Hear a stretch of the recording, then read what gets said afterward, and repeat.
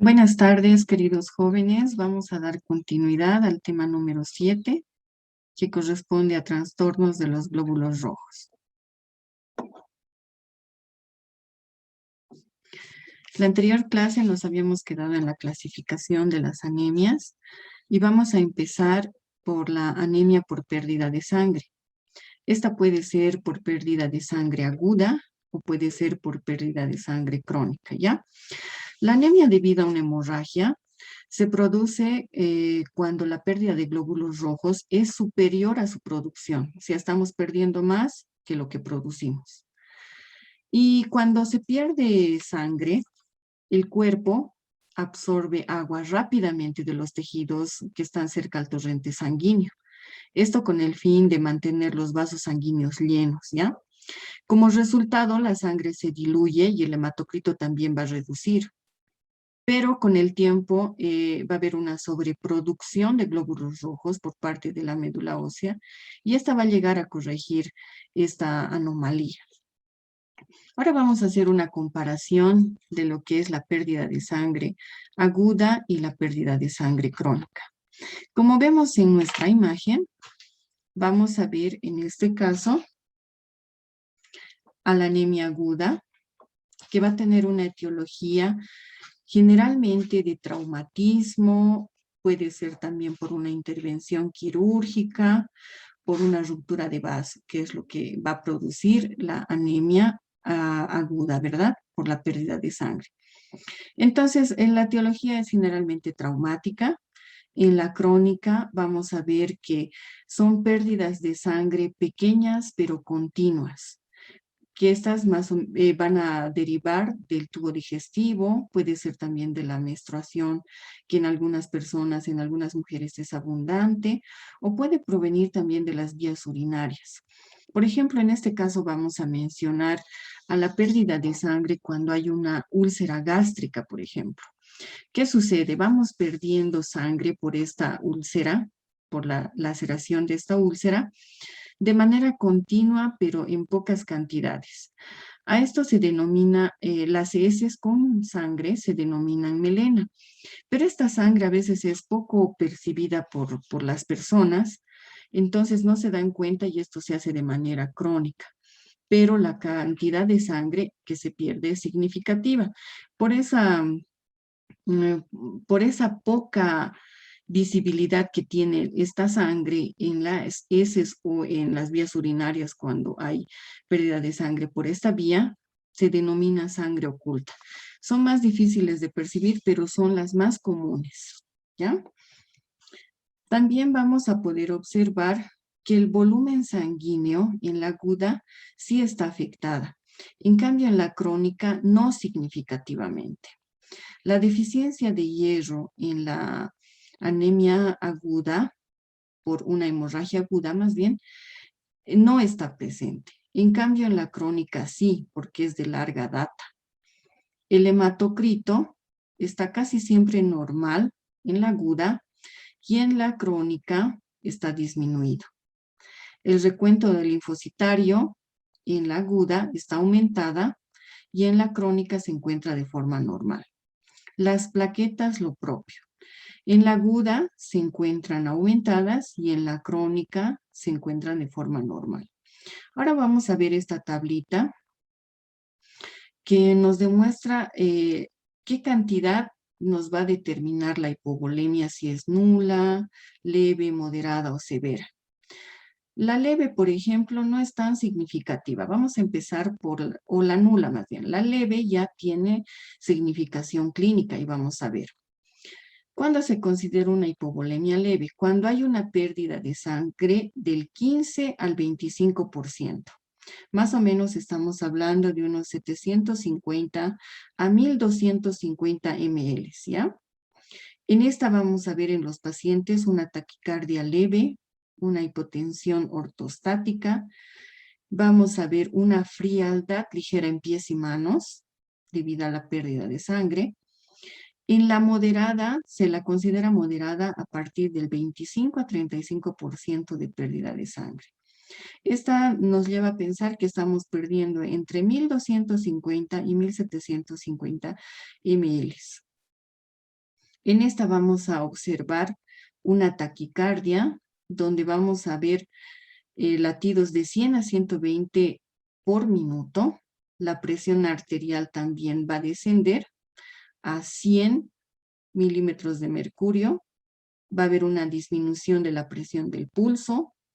Vamos a ver a nuestro paciente inquieto, con sudoración, palidez y oliguria que mencionábamos la anterior clase. Cuando hay una hipovolemia severa, que se considera una pérdida de sangre del 35 al 50%, hablamos de 1.750 ml a 2.500, vamos a ver en nuestros pacientes taquicardia. Y en esto vamos a ver 120 latidos por minuto aproximadamente. La presión arterial va a descender a 80 milímetros de mercurio. Va a haber estupor, vamos a ver palidez extrema, extremidades frías y lo que indicábamos la anterior clase, anuria. Ahora vamos a pasar a lo que son las anemias hemolíticas, ¿ya? ¿Cuándo ocurre una anemia hemolítica? Ocurre cuando hay una destrucción patológica de nuestros eritrocitos. O sea, que se destruyen antes de cumplir su ciclo de vida, que habíamos dicho que es aproximadamente de 120 días, ¿verdad? Entonces, en este vamos a ver las siguientes características. Vamos a tener un acortamiento, como les he indicado, de la vida de los eritrocitos. Va a haber una elevación de la concentración de eritropoyetina. Va a haber un incremento compensador de la eritropoiesis, esto gracias al aumento de la eritropoyetina, ¿verdad? Vamos a tener también una acumulación de productos de degradación de la hemoglobina. Estas características son específicas de las anemias hemolíticas. Vamos a empezar a ver la primera dentro de este grupo, que es la esferosis hereditaria. ¿Qué será la esferosis hereditaria? La esferosis hereditaria es un trastorno que se debe a defectos dentro del esqueleto de la membrana del glóbulo rojo. O sea, estamos hablando específicamente de la membrana, ¿ya? Y por pierde pues su capacidad de deformarse y son más frágiles. Habíamos dicho que tenía nuestro glóbulo rojo la capacidad de ser flexible, elástico, eso para atravesar los glóbulos rojos, los vasos sanguíneos más bien. En este caso, pierde esa capacidad y son más frágiles, y eso hace de que se fracturen con mucha facilidad. Entonces, vamos a decir que es el más común de los defectos de la membrana de los eritrocitos. Se expresa como una anemia hemolítica en la que el trastorno consiste en un defecto de la espectrina. En este momento les voy a explicar. O de las otras proteínas que participan en el anclaje de la espectrina en la membrana. ¿Esto cómo?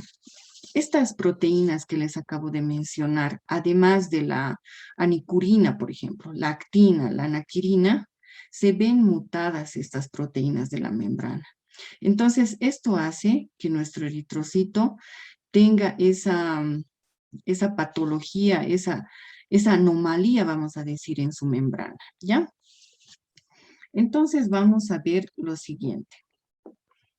Vamos a ver una reducción de la superficie del eritrocito que nos va a llevar a que éste tenga una menor vida media y que sea más, que haya una lisis por secuestro selectivo por el vaso. En esta imagen les voy a poder explicar un poco de lo que hemos hablado de forma más gráfica. Y como les indiqué, vamos a decir de que es una mutación de los en genes de la síntesis de una proteína del citoesqueleto de nuestra membrana, ¿ya?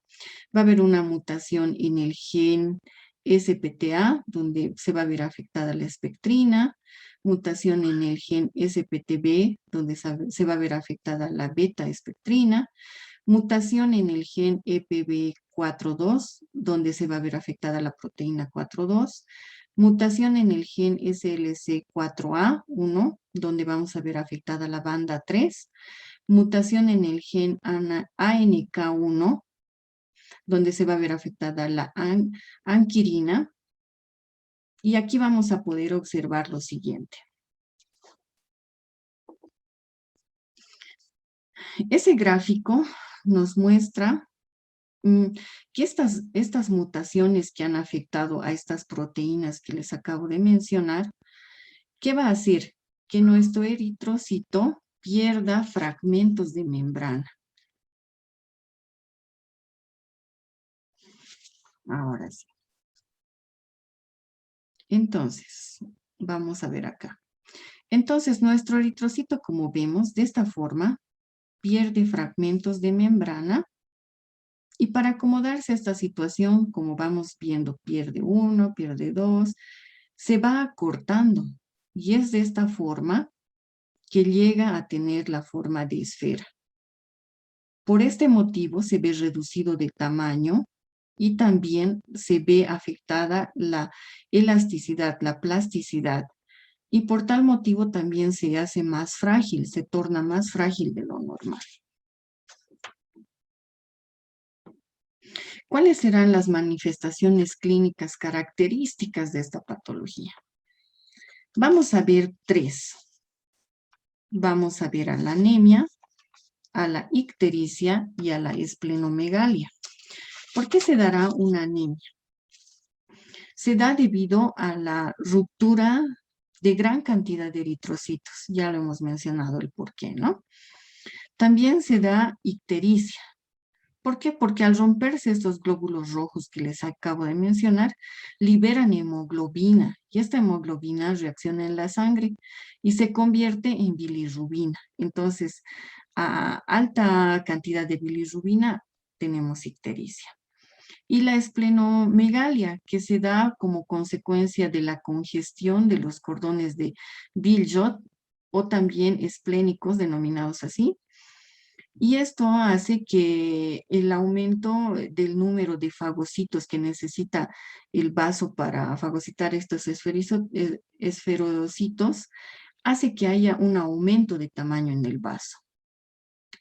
Es por eso que vamos a encontrar esta tríada característica de esta patología. Ahora vamos a ver la severidad que podemos encontrar clínicamente. Vamos a dividirlo en 4. Uno va a ser el portador siliente. Vamos a ver esferocitosis leve, esferocitosis moderada y esferocitosis grave. Vamos a pasar a ver la primera, que es el portador siliente. Se lo denomina así porque clínicamente es asintomático. Inclusive, a un frotis no presenta esferocitosis, ¿ya? Simplemente se lo puede detectar laboratorialmente. Con una leve reticulocitosis, una disminución de los niveles de aptoglobina, va a haber también una autohemólisis, un acortamiento del tiempo de lisis en el test del glicerol acidificado. Entonces, como ustedes pueden darse cuenta, para este necesitamos específicamente un laboratorio. Vamos a ver ahora lo que es la esferocitosis leve. Al igual que la primera, la sintomatología es muy leve, ¿ya? Y vamos a ver que en esta existe una litiasis biliar principalmente, y esta se puede deber, esta se debe más bien a la, como hay una hemólisis crónica, la excreción biliar está elevada de la bilirrubina, y esta bilirrubina favorece la presencia de litiasis biliar. O sea, ayuda a que este conducto se obstruya e inflame, ¿ya? Vamos a ver esta patología de esferocitosis leve en infecciones virales, por ejemplo, cuando se hace ejercicio muy marcado o en el embarazo en algunas mujeres también. También vamos a ver ahora la esferocitosis moderada que en esta ya vamos a ver la presencia de la tríada que les acabo de mencionar. La anemia, la ictericia y la esplenomegalia. En estos casos de estas anemias, lo que se hace es una esplenectomía, ¿ya? ¿Qué quiere decir? Que se retira el vaso, como estamos viendo en la imagen. Se retira el vaso. Este puede ser de forma... Aquí vemos, por ejemplo, un vaso de forma normal, pero acá ya podemos ver un vaso muy agrandado, que es lo patognomónico de esta patología. Entonces, lo que se hace es retirar el vaso. Pero si bien esto va a corregir la anemia, también debemos ser conscientes de que puede traer problemas. Por ejemplo, se puede presentar una sepsis, porque sabemos que el vaso es un filtro para las bacterias que transporta la sangre. Entonces, también tiene su grado de peligrosidad, pero es la única solución en este tipo de patologías. También ocasionalmente se puede hacer la transfusión sanguínea.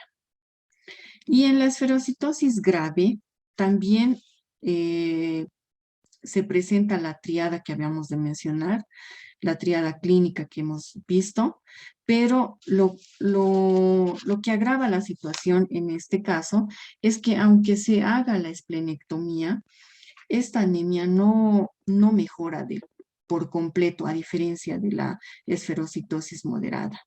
Entonces, no se llega a la cura completa. Como habíamos dicho, para el diagnóstico necesitamos hacer una historia clínica minuciosa, donde vamos a ver los antecedentes familiares, vamos a ver el examen físico, donde nos podemos también en consultorio dar cuenta de estos 3 signos que habíamos indicado. Y también laboratorialmente, haciendo un hemograma completo, un recuento reticulocitario, la prueba de Cobbins o una directa negativa. Y para el tratamiento, como habíamos mencionado, las transfusiones sanguíneas, la esplenectomía. Ahora vamos a pasar a estudiar lo que es la anemia por déficit de glucosa 6-fosfato deshidrogenasa. Es un poco compleja el nombre, pero vamos a ir estudiando, ¿ya? ¿Qué es? Es un trastorno en el cual el metabolismo del eritrocito está afectado, exactamente en el glucatión, ¿ya? ¿Y qué es este glucatión? Es un tripéptido que se encuentra en el glóbulo rojo y cuya función es protegerlo de la oxidación. Y su deterioro de este hace que el eritrocito pues no pueda protegerse. Asimismo, de lesiones oxidativas que pueden ser de carácter exógeno o endógeno. También podemos indicar que la deficiencia de esta glucosa 6-fosfato deshidrogenasa es un rasgo recesivo ligado al cromosoma X. Esto quiere decir que esta afección es genética, que se pasa de padres a hijos, siendo más afectados los varones porque este está, como hemos visto, ligado al cromosoma X. También podemos decir que, ¿qué es la glucosa 6-fosfato deshidrogenasa? Para que lo entendamos mejor, ¿no? Es una enzima que le ayuda al glóbulo rojo al buen funcionamiento. Esto que hace que le ayuda a combatir lesiones oxidativas. Es lo que acabamos de mencionar, ¿no? Que en este caso nuestro glóbulo rojo no puede protegerse de estas lesiones oxidativas y provoca hemólisis. En este caso también vamos a ver presencia de cuerpos de Heinz. ¿Qué serán los cuerpos de Heinz? Los cuerpos de Heinz son inclusiones redondas y retráctiles que se encuentran en la periferia de los glóbulos rojos, ¿ya? Estos están formados por globina que se produce cuando se destruye la hemoglobina. O sea que es una hemoglobina precipitada. Ahora vamos a ver. Acá, por ejemplo, En un frotis vamos a poder ver estos cuerpos de Heinz. Acá, por ejemplo, acá. Y al romper esta membrana, vamos a ver a nuestro eritrocito con un aspecto de mordisco. También nos va a producir esferocitosis. ¿Ya? ¿Qué desencadenará la deficiencia de esta G6PD? Vamos a mencionar 3. Quiero que se entienda esta parte. No es que estas afecciones van a desencadenar, sino que lo exacerban, porque recordemos que esta es una afectación hereditaria. Solamente que estas 3 causas, estas 3 afecciones, las exacerban, ¿ya? Las infecciones, dentro de las que podemos mencionar la hepatitis vírica, por ejemplo, la neumonía, la fiebre tifoidea. También vamos a ver como desencadenante a los fármacos, como los antipalúdicos, donde podemos mencionar a la primaquina, a la cloroquina, que se utiliza mucho en nuestro medio. También vamos a ver en las sulfonamidas, en las nitrofurantoínas y en algunos alimentos, como por ejemplo las habas, donde en su metabolismo exacerba esta condición. A esto se denomina favismo. No es que no podamos consumir habas, simplemente que en estas personas que tienen esta, esta patología heredada, esto va a exacerbar el cuadro.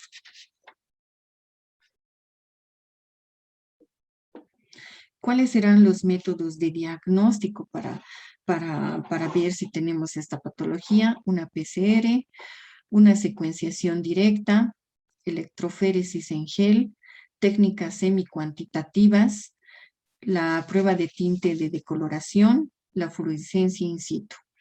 También cabe destacar que no existe un tratamiento específico, simplemente que como acabamos de mencionar, estas 3 causas que exacerban esta condición, lo indicado es cortar. También se recomienda una transfusión sanguínea y ácido fólico. Vamos a pasar a ver ahora lo que son las anemias de células falciformes. ¿Qué será una anemia de células falciformes? Bueno, también tengo que indicarles que se las llama drepanocitosis, ¿ya? Es una hemoglobinopatía hereditaria en realidad, ¿ya? Exactamente por una mutación en el sexto codón de la beta-globina. Esta parte quisiera que la recuerden, ¿ya? Esta beta-globina promueve la polimeración de la hemoglobina desoxigenada. Y esto va a dar origen a una hemoglobina anormal, que es la hemoglobina S. Entonces vamos a decir que la anemia falciforme es una enfermedad hereditaria producida por una mutación genética que les acabo de explicar, que va a alterar la estructura tridimensional de nuestra hemoglobina. Los eritrocitos van a tornarse en una forma de hoz, va a disminuir su capacidad de transportar oxígeno, va a disminuir su resistencia, su flexibilidad. Los eritrocitos también por su forma se van a atascar en los vasos sanguíneos. Y es una enfermedad hereditaria autosómica recesiva.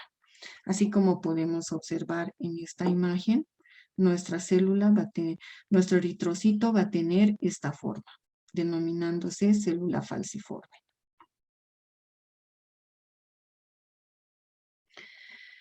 ¿Cuál es la patogenia de esta anemia? Vamos a observar una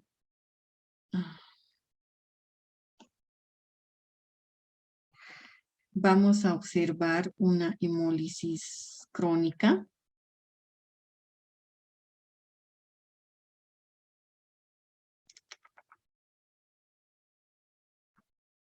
Vamos a observar una hemólisis crónica.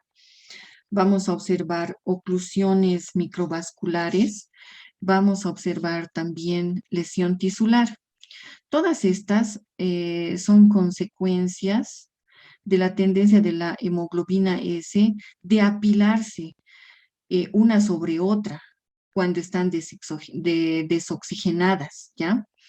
Al principio, este proceso hace que el citosol del eritrocito se forme, se haga líquido. Entonces esto va a hacer que libere un gel viscoso más o menos, que va a propiciar esta apilación que les acabo de mencionar.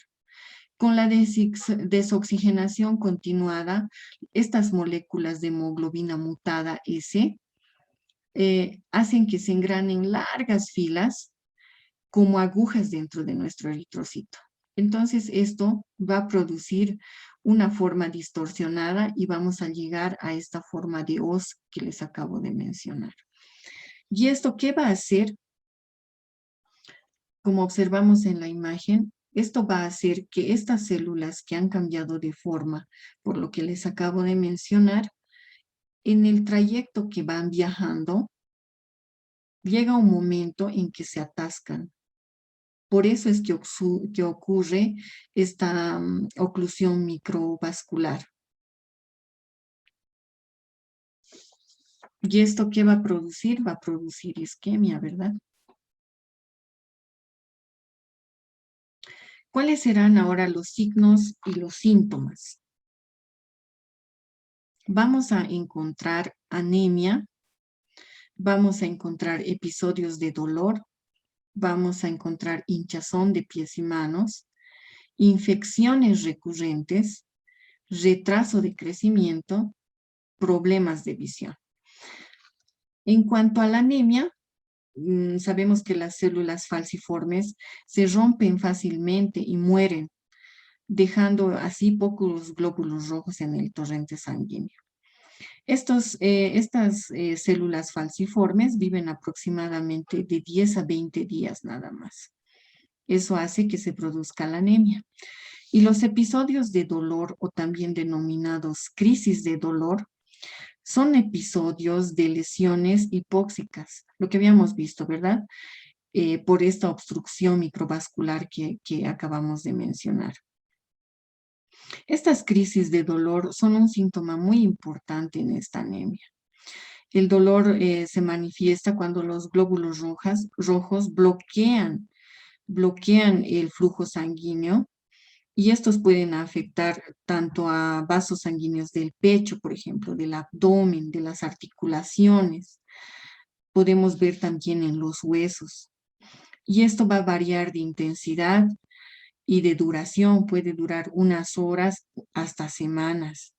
Entonces, en este caso, lo único que se hace en estos episodios es tratar el dolor y en algunas oportunidades requieren de una internación hospitalaria. También vamos a ver hinchazón de manos y pies. Esto a consecuencia de que estos glóbulos rojos en forma de hoz bloquean el flujo sanguíneo de manos y pies. Vamos a ver infecciones recurrentes, donde las células falciformes pueden dañar el vaso y volverlo más vulnerable a las infecciones. Normalmente los médicos les dan vacunas y antibióticos a los bebés y niños con anemias falciformes. ¿Esto para qué? Para prevenir estas infecciones que pueden ser potencialmente mortales, como la neumonía, por ejemplo. También va a haber un retraso en el crecimiento. ¿Por qué? Porque los glóbulos rojos proporcionan a nuestro cuerpo, ¿qué? Oxígeno y nutrientes. Estos que son necesarios para el crecimiento, ¿verdad? Entonces, esta escasez va a hacer que haya un crecimiento más lento. También vamos a poder ver problemas de visión. Estos diminutos vasos sanguíneos que se encuentran en nuestros ojos no pueden abastecerse ni de oxígeno ni de nutrientes. Entonces, esto va a causar una retinopatía, que va a causar pues una pérdida de la agudeza visual y en algunas oportunidades hasta la ceguera. Vamos a ver ahora las complicaciones. Dentro de las complicaciones vamos a tener accidente cerebrovascular, síndrome torácico agudo, vamos a ver hipertensión pulmonar, daños en los órganos, como les había dicho, podemos llegar a las cegueras, úlceras en las piernas, cálculos biliares, complicación en el embarazo. En el tratamiento, como les indicaba, no existe un tratamiento que cure esta condición. El objetivo del tratamiento es solo controlar estas complicaciones que les acabo de mencionar. Las personas que padecen alcanzan más o menos una vida media entre la cuarta o quinta década. Y también indicarles que estos pacientes requieren una atención médica periódica. ¿Por qué? Porque como hemos visto, pueden provocar diversos daños en órganos muy importantes de nuestro organismo.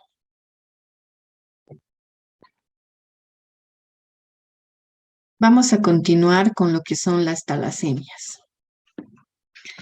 Las talasemias son un grupo de anemias hemolíticas, microcíticas, además de carácter hereditario, caracterizadas por una síntesis defectuosa de la hemoglobina, ¿ya? Como acabamos de mencionar, las talasemias son un grupo de anemias hemolíticas que vamos a poder observar una alteración en la hemoglobina. Esta se considera un trastorno hereditario frecuente donde la producción de la hemoglobina se ve afectada. La talasemia viene como resultado de una síntesis de hemoglobina desequilibrada que va a ser causada por una producción disminuida de al menos una cadena de polipéptido de globina.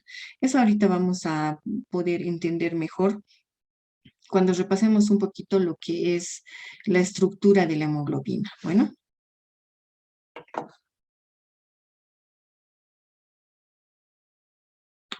acá en nuestra imagen vamos a poder observar la estructura de la hemoglobina. Recordando, vamos a decir que tiene 4 grupos hemos, como podemos ver, y también va a tener 4 cadenas de globina. Vamos a tener 2 de alfa y 2 de beta. Entonces, en este síndrome talasémico, vamos a ver una de estas cadenas, puede ser 1, 2, 3 o las 4 cadenas afectadas. De eso se trata esta nuestra patología. Las vamos a dividir por lo mismo que les acabo de indicar, que tenemos cadenas alfa y cadenas beta, en alfa talasemias y en beta talasemias. Cabe destacar que cada nombre recibe, cada tipo de talasemia recibe ese nombre por la cadena que deja de sintetizar. Por eso recibe alfa talasemias, beta talasemias. En las alfa talasemias existe una deficiencia de síntesis de cadena alfa, resultando un exceso de cadenas beta, lo que va a ocasionar un deficiente transporte de oxígeno, ¿ya? Y las beta talasemias va a existir una falta de cadenas beta, como les acabo de mencionar. Por eso reciben ese nombre, la ausencia de la cadena que están representadas, ¿ya?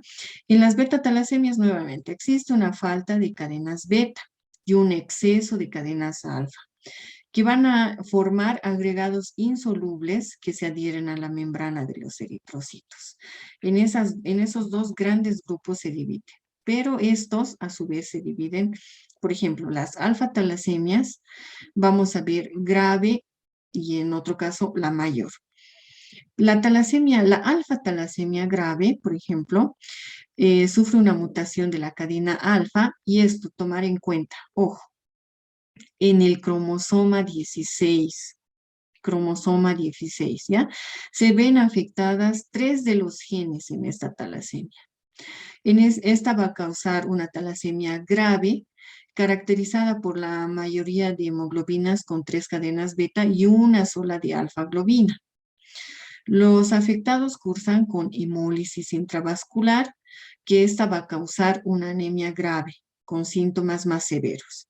La alfa-talasemia mayor, o también denominada enfermedad de Barth, las mutaciones de la cadena alfa, ojo, en el cromosoma 16, nuevamente les repito, afecta esta vez a los 4 genes, ¿ya? Causando así una hidropesía fetal por globinas, donde las 4 se ven afectadas, por lo que es incompatible con la vida. Vamos a pasar a ver las beta-talasemias, donde vamos a ver que existe una beta-talasemia menor, una beta-talasemia mayor. La beta-talasemia menor, las mutaciones de la cadena B se encuentran en el cromosoma 11, no olvidar, cromosoma 11. Afecta a uno solo de los genes, causando una talasemia relativamente leve, ¿ya? Caracterizada por una hemoglobina con 3 alfa y una beta globina. Puede haber síntomas leves, como les he indicado. En la beta-talasemia mayor o anemia de Cooley, las mutaciones de la cadena B, beta, como les acabo de decir, en el cromosoma 11, acordarse, afectan ambos genes, causando una talasemia más grave por la falta total de beta globina. Estas 4 cadenas de alfa se combinan en defecto con las cadenas B, formando una hemoglobina inestable, que tiende a precipitarse en los glóbulos rojos, y estos van a causar un daño en la membrana celular. ¿Y esto en qué se va a traducir? En una fragilidad del glóbulo rojo. Para que se comprenda mejor, vamos a observar esta tablita, donde vamos a poder ver las beta-talasemias y las alfa-talasemias. Dentro de las beta-talasemias vamos a poder mencionar a la talasemia mayor, denominada, que habíamos dicho, anemia de Cooley, donde vamos a poder ver tres de los genes afectados. Y vamos a poder observar en nuestros pacientes hemólisis, anemia grave, eritropoyesis. Vamos a poder observar que nuestros pacientes van a tener una sobrecarga férrica. ¿Esto por qué? Porque van a ser dependientes de las transfusiones. Vamos a ver también la talasemia intermedia, que no habíamos visto, donde vamos a poder observar alteraciones en 2 de los genes, donde vamos a ver en nuestros pacientes hemólisis moderada, anemia intensa, también va a ser dependiente de transfusiones, va a tener por esta sobrecarga de transfusiones una sobrecarga férrica. Y en la talasemia menor vamos a poder observar solamente un gen afectado. Vamos a poder ver en nuestros pacientes microcitosis y una anemia leve. En las alfa-talasemias, el portador siliente también solo tiene uno afectado, va a ser asintomático, como lo habíamos dicho. En el rasgo de alfa-talasemia va a tener 2 afectaciones. Vamos a poder observar microcitosis y anemia leve. En lo que es la hemoglobina H vamos a ver 3 afectados. Una anemia hemolítica se va a hacer presente en nuestro paciente, crónica, y no va a ser dependiente de transfusiones. Y vamos a poder observar los cuerpos de genes que ya hemos estudiado. Y la hidropesía fetal, donde vamos a ver los 4 afectados y se traduce en una anemia grave, una insuficiencia cardíaca fetal, con anasarca intrauterina, muerte en el útero, y como habíamos dicho, ¿no? No es compatible con la vida. Vamos a pasar a estudiar esta última, que también se la denomina eritroblastosis fetal, que es la forma más grave que habíamos dicho, ¿no? De la alfa-talasemia. Se debe, como hemos indicado, a la delección de los 4 genes de alfa-globina. Es un trastorno que se produce cuando los grupos sanguíneos de la madre y el feto no son compatibles, o bien cuando la madre posee el factor RH negativo y el feto es RH positivo. La eritroblastosis fetal es una anemia hemolítica en el feto causada por la transmisión transplacentaria de anticuerpos maternos contra los eritrocitos fetales. El trastorno en general se produce, como acabamos de mencionar, por la incompatibilidad sanguínea. Y esto se debe a una incompatibilidad de RH. Se produce cuando el sistema inmune de la madre va a reaccionar ante las células fetales RH positivos del bebé, que van a pasar, como les he indicado, a través de la placenta, creando anticuerpos anti-RH contra estas. Estos pueden destruir los glóbulos rojos circulantes del bebé y por eso es que se produce esta muerte fetal. Indicarles también que esto se produce en mujeres con sangre RH negativo y el feto tiene el factor RH positivo. La hemólisis que produce esta anemia grave produce pues niveles elevados de bilirrubina en los neonatos, y esto que va a provocar, muchas mamás deben conocer, ¿no? Y a veces los pediatras se dicen, su bebé presenta ictericia.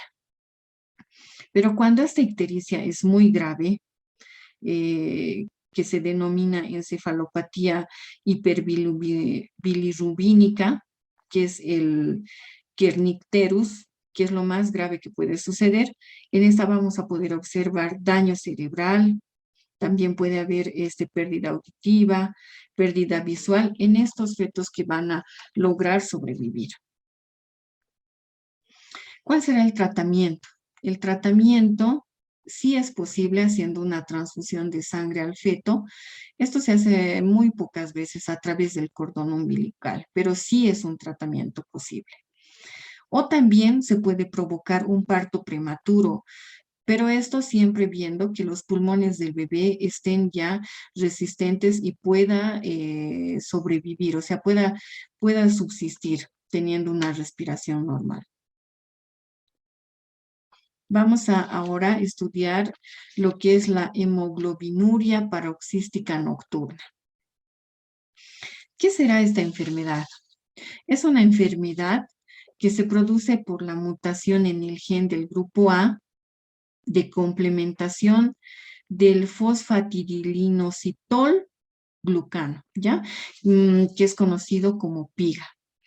¿Qué es esta PIGA? Es una enzima importante para la síntesis de ciertas proteínas reguladoras del complemento.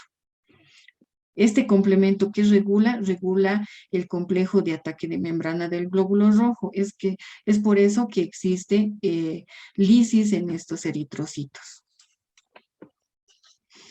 La hemoglobinuria paroxística nocturna es una enfermedad, vamos a repetir, en la que los glóbulos rojos se descomponen debido a que en su membrana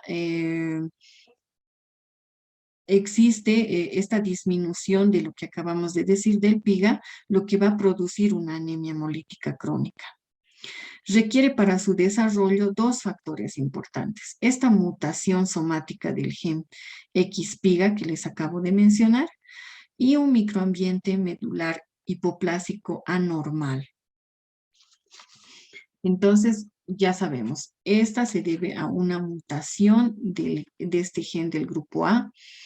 No olvidar, del fosfatidilinositol glucano, la PIGA, ¿ya?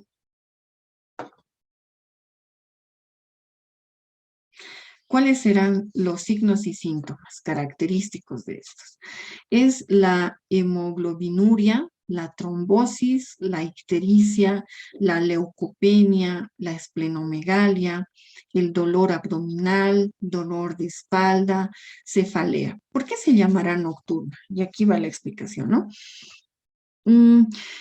Porque en la noche hay cierta acidosis que va a facilitar la activación del complemento.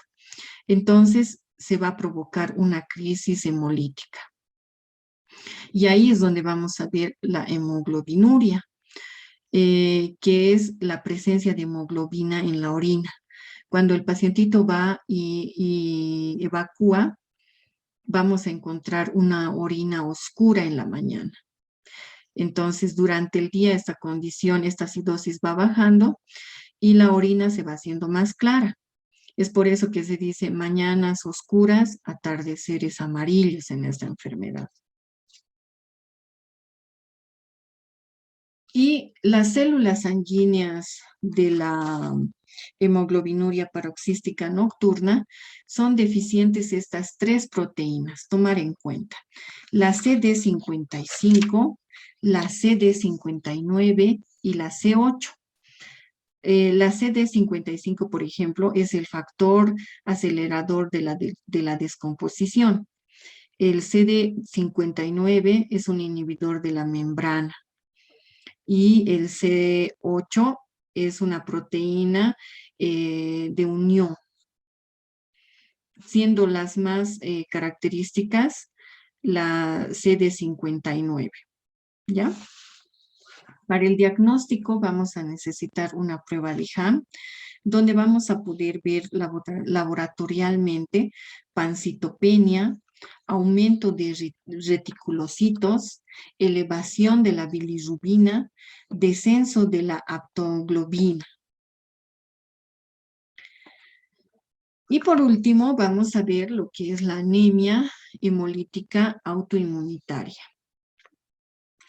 La anemia hemolítica autoinmunitaria reúne un grupo de trastornos caracterizados por una alteración en el sistema inmunitario, tomarlo en cuenta, que consiste pues en la producción de anticuerpos que van a atacar al mismo glóbulo rojo, como si fuera una sustancia extraña, o sea, lo desconocen.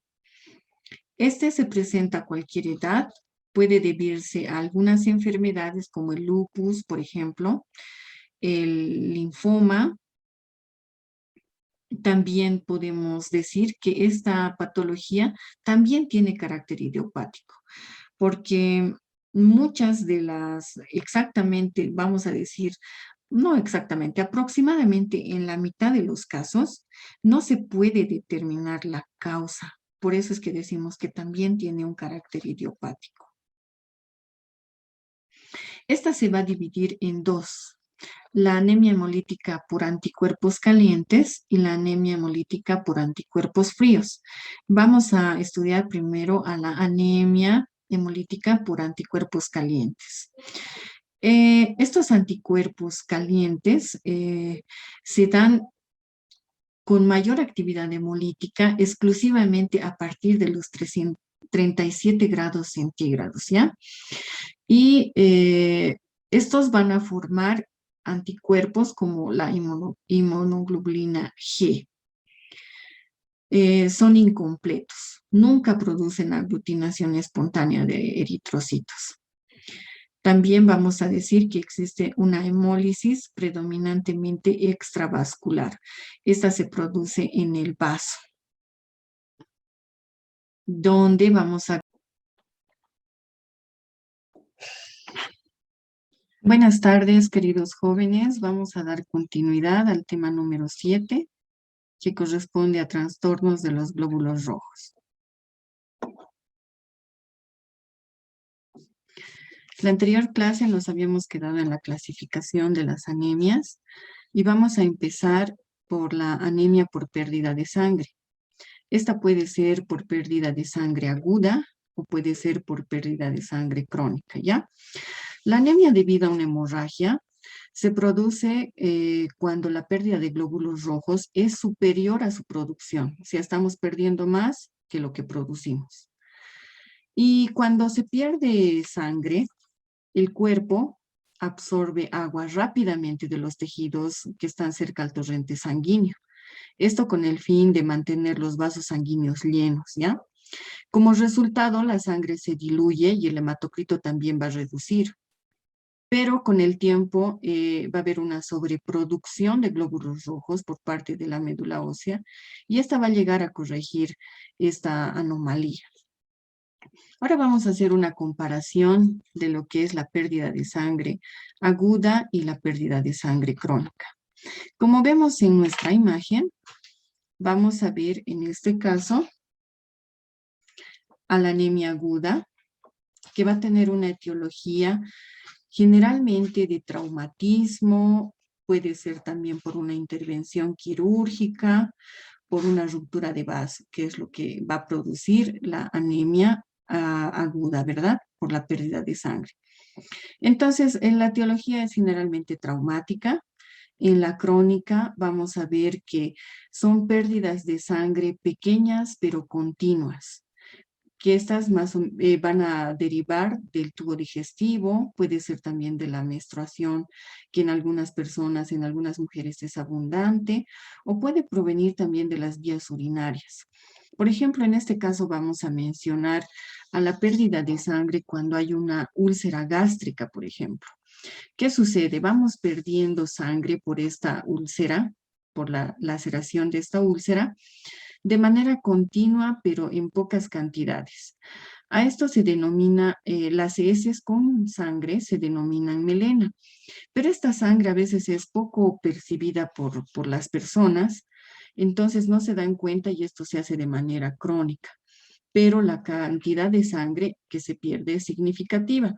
Por esa, por esa poca visibilidad que tiene esta sangre en las heces o en las vías urinarias cuando hay pérdida de sangre por esta vía, se denomina sangre oculta.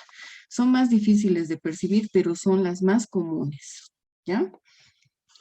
También vamos a poder observar que el volumen sanguíneo en la aguda sí está afectada. En cambio, en la crónica no significativamente.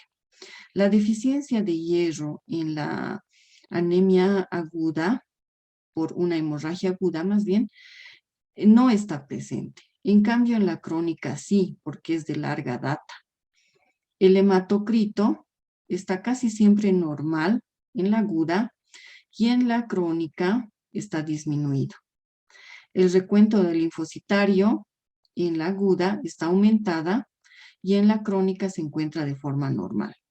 Las plaquetas lo propio. En la aguda se encuentran aumentadas y en la crónica se encuentran de forma normal. Ahora vamos a ver esta tablita que nos demuestra qué cantidad nos va a determinar la hipovolemia, si es nula, leve, moderada o severa. La leve, por ejemplo, no es tan significativa. Vamos a empezar o la nula más bien. La leve ya tiene significación clínica y vamos a ver. ¿Cuándo se considera una hipovolemia leve? Cuando hay una pérdida de sangre del 15 al 25%. Más o menos estamos hablando de unos 750 a 1250 ml, ¿ya? En esta vamos a ver en los pacientes una taquicardia leve, una hipotensión ortostática, vamos a ver una frialdad ligera en pies y manos debido a la pérdida de sangre. En la moderada, se la considera moderada a partir del 25 a 35% de pérdida de sangre. Esta nos lleva a pensar que estamos perdiendo entre 1250 y 1750 ml. En esta vamos a observar una taquicardia, donde vamos a ver latidos de 100 a 120 por minuto. La presión arterial también va a descender a 100 milímetros de mercurio. Va a haber una disminución de la presión del pulso. Vamos a ver a nuestro paciente inquieto, con sudoración, palidez y oliguria que mencionábamos la anterior clase. Cuando hay una hipovolemia severa, que se considera una pérdida de sangre del 35 al 50%, hablamos de 1750 ml a 2500, vamos a ver en nuestros pacientes taquicardia. Y en esto vamos a ver 120 latidos por minuto aproximadamente. La presión arterial va a descender a 80 milímetros de mercurio. Va a haber estupor, vamos a ver palidez extrema, extremidades frías y lo que indicábamos la anterior clase, anuria. Ahora vamos a pasar a lo que son las anemias hemolíticas, ¿ya? ¿Cuándo ocurre una anemia hemolítica? Ocurre cuando hay una destrucción patológica de nuestros eritrocitos. O sea, que se destruyen antes de cumplir su ciclo de vida, que habíamos dicho que es aproximadamente de 120 días, ¿verdad? Entonces, en este vamos a ver las siguientes características. Vamos a tener un acortamiento, como les he indicado, de la vida de los eritrocitos. Va a haber una elevación de la concentración de eritropoyetina. Va a haber un incremento compensador de la eritropoiesis, esto gracias al aumento de la eritropoyetina, ¿verdad? Vamos a tener también una acumulación de productos de degradación de la hemoglobina. Estas características son específicas de las anemias hemolíticas. Vamos a empezar a ver la primera dentro de este grupo, que es la esferosis hereditaria. ¿Qué será la esferosis hereditaria? La esferosis hereditaria es un trastorno que se debe a defectos dentro del esqueleto de la membrana del glóbulo rojo. O sea, estamos hablando específicamente de la membrana, ¿ya? Y por pierde pues su capacidad de deformarse y son más frágiles. Habíamos dicho que tenía nuestro glóbulo rojo la capacidad de ser flexible, elástico, eso para atravesar los glóbulos rojos, los vasos sanguíneos más bien. En este caso, pierde esa capacidad y son más frágiles, y eso hace de que se fracturen con mucha facilidad. Entonces, vamos a decir que es el más común de los defectos de la membrana de los eritrocitos. Se expresa como una anemia hemolítica en la que el trastorno consiste en un defecto de la espectrina. En este momento les voy a explicar. O de las otras proteínas que participan en el anclaje de la espectrina en la membrana. ¿Esto cómo? Estas proteínas que les acabo de mencionar, además de la anicurina, por ejemplo, la actina, la anaquirina, se ven mutadas estas proteínas de la membrana. Entonces, esto hace que nuestro eritrocito tenga esa patología, esa anomalía, vamos a decir, en su membrana, ¿ya? Entonces, vamos a ver lo siguiente. Vamos a ver una reducción de la superficie del eritrocito que nos va a llevar a que éste tenga una menor vida media y que sea más, que haya una lisis por secuestro selectivo por el vaso. En esta imagen les voy a poder explicar un poco de lo que hemos hablado de forma más gráfica. Y como les indiqué, vamos a decir de que es una mutación de los en genes de la síntesis de una proteína del citoesqueleto de nuestra membrana, ¿ya?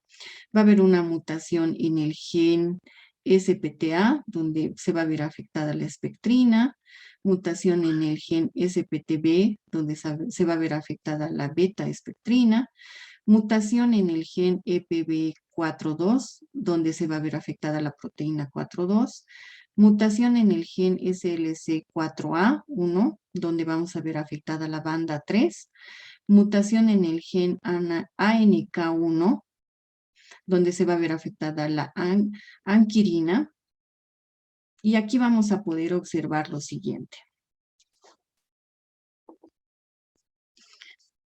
Ese gráfico nos muestra que estas mutaciones que han afectado a estas proteínas que les acabo de mencionar, ¿qué va a hacer?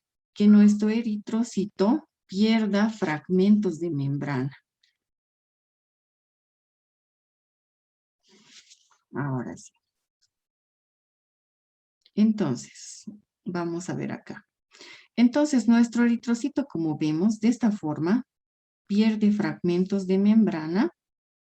Y para acomodarse a esta situación, como vamos viendo, pierde uno, pierde dos, se va acortando. Y es de esta forma que llega a tener la forma de esfera. Por este motivo se ve reducido de tamaño y también se ve afectada la elasticidad, la plasticidad. Y por tal motivo también se hace más frágil, se torna más frágil de lo normal. ¿Cuáles serán las manifestaciones clínicas características de esta patología? Vamos a ver tres. Vamos a ver a la anemia, a la ictericia y a la esplenomegalia. ¿Por qué se dará una anemia? Se da debido a la ruptura de gran cantidad de eritrocitos. Ya lo hemos mencionado el por qué, ¿no? También se da ictericia. ¿Por qué? Porque al romperse estos glóbulos rojos que les acabo de mencionar, liberan hemoglobina y esta hemoglobina reacciona en la sangre y se convierte en bilirrubina. Entonces, a alta cantidad de bilirrubina tenemos ictericia. Y la esplenomegalia, que se da como consecuencia de la congestión de los cordones de Biljot o también esplénicos, denominados así, y esto hace que el aumento del número de fagocitos que necesita el vaso para fagocitar estos esferocitos hace que haya un aumento de tamaño en el vaso. Es por eso que vamos a encontrar esta tríada característica de esta patología. Ahora vamos a ver la severidad que podemos encontrar clínicamente. Vamos a dividirlo en 4. Uno va a ser el portador siliente. Vamos a ver esferocitosis leve, esferocitosis moderada y esferocitosis grave. Vamos a pasar a ver la primera, que es el portador siliente. Se lo denomina así porque clínicamente es asintomático. Inclusive, a un frotis no presenta esferocitosis, ¿ya? Simplemente se lo puede detectar laboratorialmente. Con una leve reticulocitosis, una disminución de los niveles de aptoglobina, va a haber también una autohemólisis, un acortamiento del tiempo de lisis en el test del glicerol acidificado. Entonces, como ustedes pueden darse cuenta, para este necesitamos específicamente un laboratorio. Vamos a ver ahora lo que es la esferocitosis leve. Al igual que la primera, la sintomatología es muy leve, ¿ya?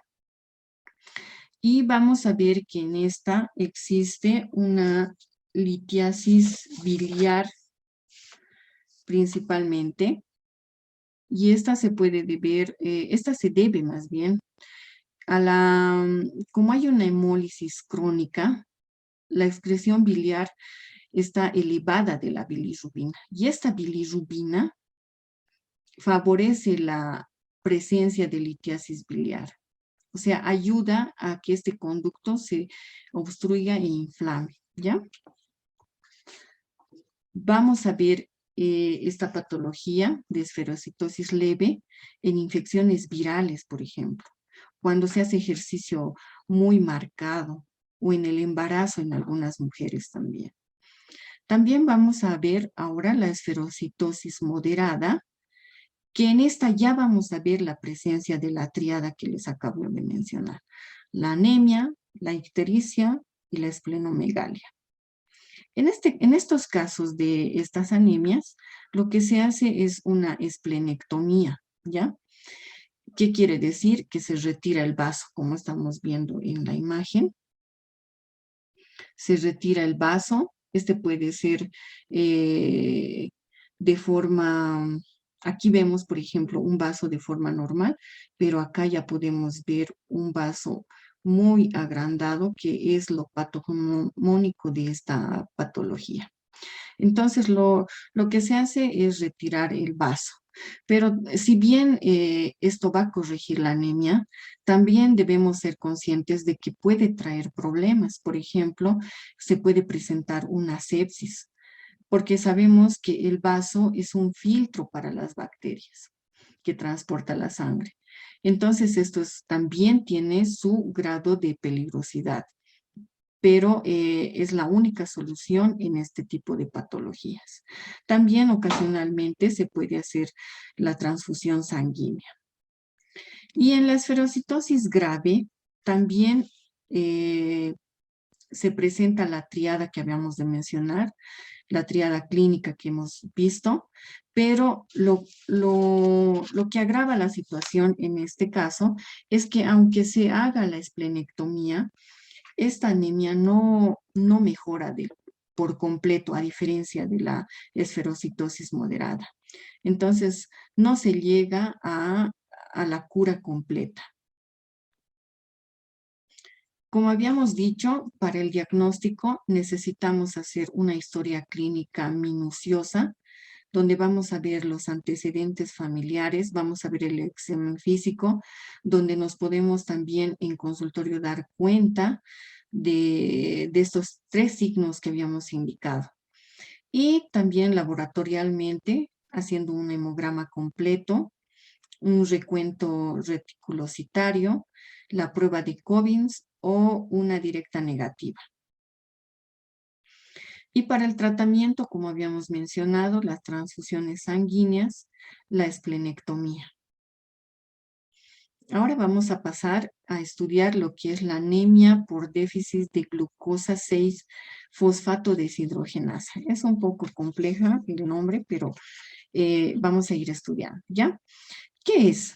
Es un trastorno en el cual el metabolismo del eritrocito está afectado, exactamente en el glutatión, ¿ya? ¿Y qué es este glutatión? Es un tripéptido que se encuentra en el glóbulo rojo y cuya función es protegerlo de la oxidación.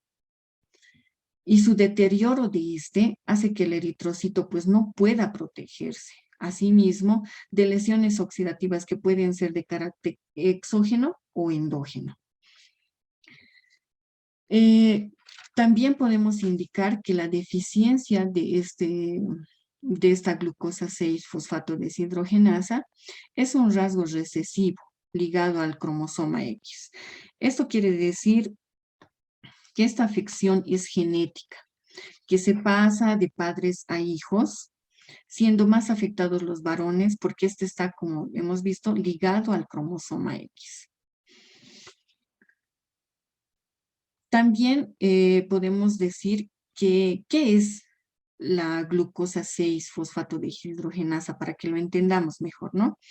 Es una enzima que le ayuda al glóbulo rojo al buen funcionamiento. Esto que hace que le ayuda a combatir lesiones oxidativas. Es lo que acabamos de mencionar, ¿no? Que en este caso, nuestro glóbulo rojo no puede protegerse de estas lesiones oxidativas y provoca hemólisis. En este caso también vamos a ver presencia de cuerpos de Heinz. ¿Qué serán los cuerpos de Heinz? Los cuerpos de Heinz son inclusiones redondas y retráctiles que se encuentran en la periferia de los glóbulos rojos, ¿ya? Estos están formados por globina que se produce cuando se destruye la hemoglobina. O sea que es una hemoglobina precipitada. Ahora vamos a ver. Acá, por ejemplo, en un frotis vamos a poder ver estos cuerpos de Heinz. Acá, por ejemplo, acá. Y al romper esta membrana, vamos a ver a nuestro eritrocito con un aspecto de mordisco. También nos va a producir esferocitosis. ¿Ya? ¿Qué desencadenará la deficiencia de esta G6PD? Vamos a mencionar 3. Quiero que se entienda esta parte. No es que estas afecciones van a desencadenar, sino que lo exacerban, porque recordemos que esta es una afectación hereditaria. Solamente que estas 3 causas, estas 3 afecciones, las exacerban, ¿ya? Las infecciones, dentro de las que podemos mencionar la hepatitis vírica, por ejemplo, la neumonía, la fiebre tifoidea, También vamos a ver como desencadenante a los fármacos, como los antipalúdicos, donde podemos mencionar a la primaquina, a la cloroquina, que se utiliza mucho en nuestro medio. También vamos a ver en las sulfonamidas, en las nitrofurantoínas y en algunos alimentos, como por ejemplo las habas, donde en su metabolismo exacerba esta condición. A esto se denomina favismo. No es que no podamos consumir habas, simplemente que en estas personas que tienen esta, esta patología heredada, esto va a exacerbar el cuadro.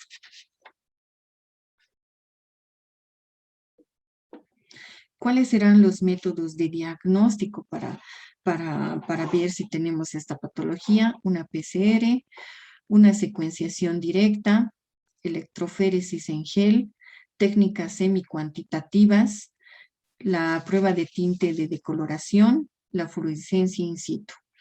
También cabe destacar que no existe un tratamiento específico, simplemente que como acabamos de mencionar, estas tres causas que exacerban esta condición, lo indicado es cortar. También se recomienda una transfusión sanguínea y ácido fólico. Vamos a pasar a ver ahora lo que son las anemias de células falciformes. ¿Qué será una anemia de células falciformes? Bueno, también tengo que indicarles que se las llama drepanocitosis, ¿ya? Es una hemoglobinopatía hereditaria en realidad, ¿ya? Exactamente por una mutación en el sexto codón de la beta-globina. Esta parte quisiera que la recuerden, ¿ya? Esta beta-globina promueve la polimeración de la hemoglobina desoxigenada. Y esto va a dar origen a ¿qué? A una hemoglobina anormal, que es la hemoglobina S. Entonces vamos a decir que la anemia falciforme es una enfermedad hereditaria producida por una mutación genética que les acabo de explicar, que va a alterar la estructura tridimensional de nuestra hemoglobina. Los eritrocitos van a tornarse en una forma de hoz, va a disminuir su capacidad de transportar oxígeno, va a disminuir su resistencia, su flexibilidad. Los eritrocitos también por su forma se van a atascar en los vasos sanguíneos.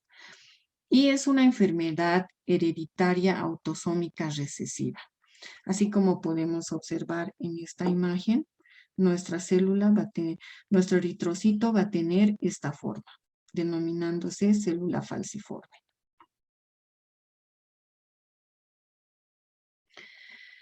¿Cuál es la patogenia de esta anemia?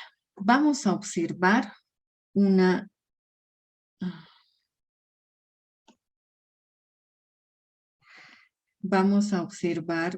hemólisis crónica.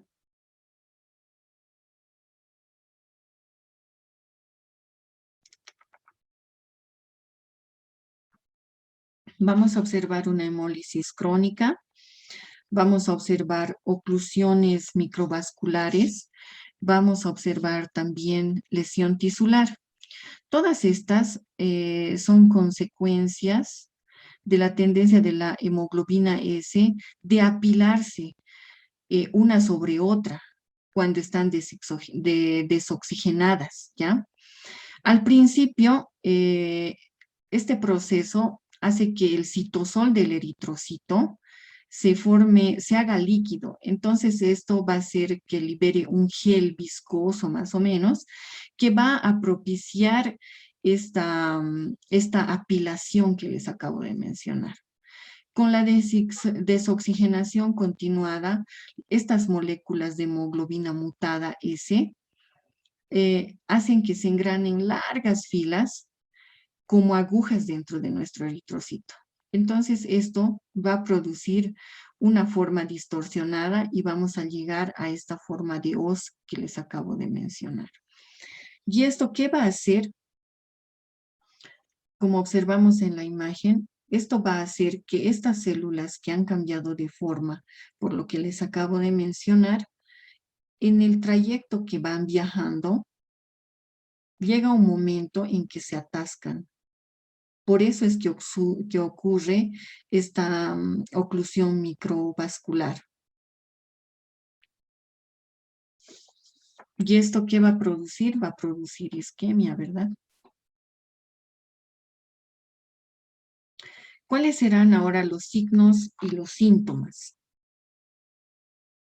Vamos a encontrar anemia, vamos a encontrar episodios de dolor, vamos a encontrar hinchazón de pies y manos, infecciones recurrentes, retraso de crecimiento, problemas de visión. En cuanto a la anemia, sabemos que las células falciformes se rompen fácilmente y mueren, dejando así pocos glóbulos rojos en el torrente sanguíneo. Estas células falciformes viven aproximadamente de 10 a 20 días nada más. Eso hace que se produzca la anemia.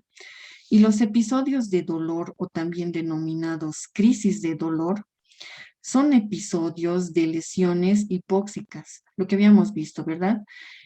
Por esta obstrucción microvascular que acabamos de mencionar. Estas crisis de dolor son un síntoma muy importante en esta anemia. El dolor se manifiesta cuando los glóbulos rojos bloquean el flujo sanguíneo y estos pueden afectar tanto a vasos sanguíneos del pecho, por ejemplo, del abdomen, de las articulaciones. Podemos ver también en los huesos. Y esto va a variar de intensidad y de duración, puede durar unas horas hasta semanas.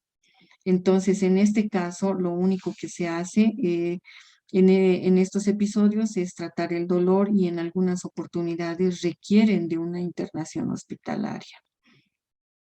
También vamos a ver hinchazón de manos y pies. Esto a consecuencia de que estos glóbulos rojos en forma de hoz bloquean el flujo sanguíneo de manos y pies. Vamos a ver infecciones recurrentes, donde las células falciformes pueden dañar el vaso y volverlo más vulnerable a las infecciones. Normalmente los médicos les dan vacunas y antibióticos a los bebés y niños con anemias falciformes. ¿Esto para qué? Para prevenir estas infecciones que pueden ser potencialmente mortales, como la neumonía, por ejemplo. También va a haber un retraso en el crecimiento. ¿Por qué? Porque los glóbulos rojos proporcionan a nuestro cuerpo, ¿qué? Oxígeno y nutrientes. Estos que son necesarios para el crecimiento, ¿verdad? Entonces, esta escasez va a hacer que haya un crecimiento más lento. También vamos a poder ver problemas de visión. Estos diminutos vasos sanguíneos que se encuentran en nuestros ojos no pueden abastecerse ni de oxígeno ni de nutrientes.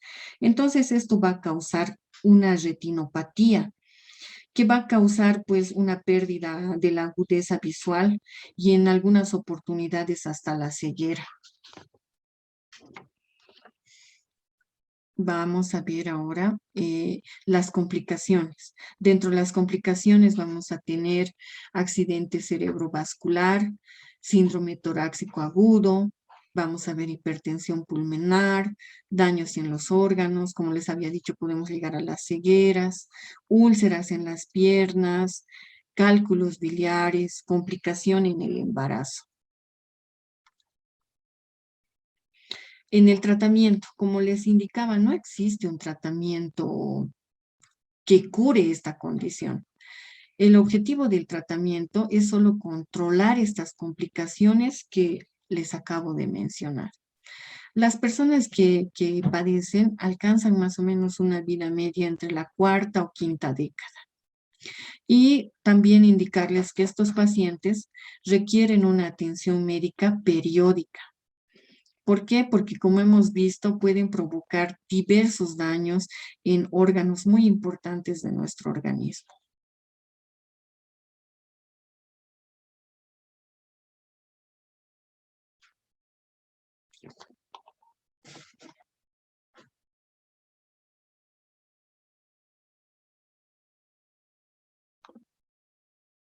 ver que nuestros eritrocitos van a ser fagocitados por los macrófagos.